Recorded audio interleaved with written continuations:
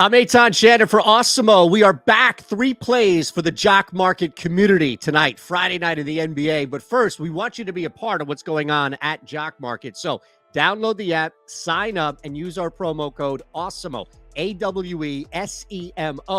We're going to match your first deposit up to $50. All right, let's dive into it. And yes, I mean, come on, it's Friday night. Sixers debuting James Harden on the road. It's kind of hard for me to avoid that game, let alone Harden himself. I wonder how the public will be, though, especially because they may be a little uncertain about pitch count minutes restriction. Harden is not on the injury list by any means. We should expect a full go. This is why James Harden was kept out pre-All-Star break and basically sat for that entire time to come out fully rested, fully healed, with the expectation that he's going to play starter minutes out there.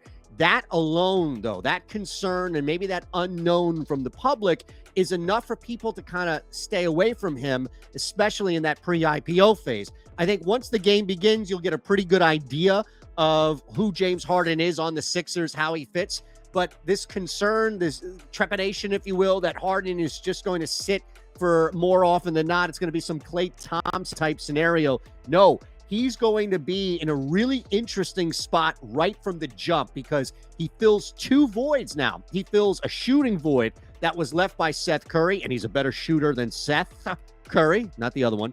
And he fills this passing void that was still left by Ben Simmons' departure, and that totally full by Tyrese Maxey, as Simmons is a better Harden is a better passer than Simmons. That's where we begin.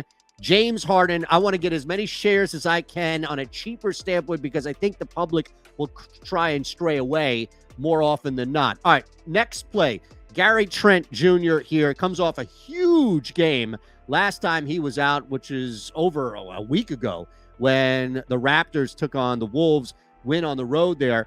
He had a couple of small little bad games, if you will, 2 in a row before that 30-point explosion. But what we're seeing from Gary Trent Jr. more so than not is just a ton of shooting volume. And really what bases a good night or bad night for Trent is just how well he shoots the basketball. We don't have to worry about him not taking a ton of shots. And one thing that I really like is 3-pointers.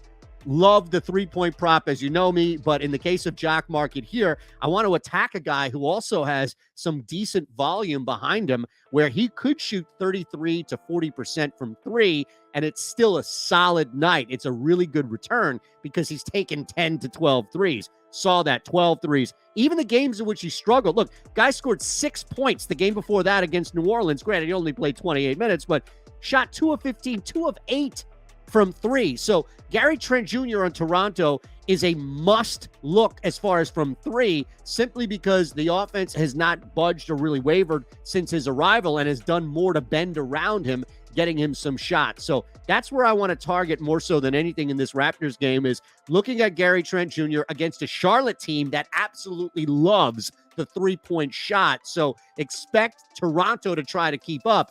And guess who that is? Gary Trent Jr. Third play is Patrick Beverley, and he's going to be a little cheaper, probably a little lesser known here, but I think he's got a shot. I really do. And some defensive stats are going to play a role here, but we've also seen this guy take some threes. I mean, he took 12 shots from the field last night against Memphis, knocked down a bunch of threes there as well. He's a guy that could sneak in, depending on the game flow scenario here. He could sneak in as a top 3, top 5 player, get you some decent ROI on Jock Market, especially because we're trying to gauge who the public is going to go to on Minnesota. Clearly, Karl-Anthony Towns, yes. Anthony Edwards, yes. D'Angelo Russell dropped 37 against Memphis last night. So, yes, Patrick Beverley's like a 5th or 6th option, but he's not getting that 5th or 6th option volume. He's getting it more as like a 3rd player on this team. So, absolutely. Still, while he's cheap, I want to jump in and get some Patrick Beverley shares in that pre-IPO phase. All right, so there you have it. Those are our 3 plays for you. It's James Harden, it's Gary Trent Jr., it's Patrick Beverley. 2 in the same game for you, but those are our 3 that we're looking at tonight for Jock Market in the NBA. Use our promo code Awesemo, AWESEMO, and we're going to match that first deposit you make on the Jock Market app up to $50. I'm Eytan Shander. Good luck.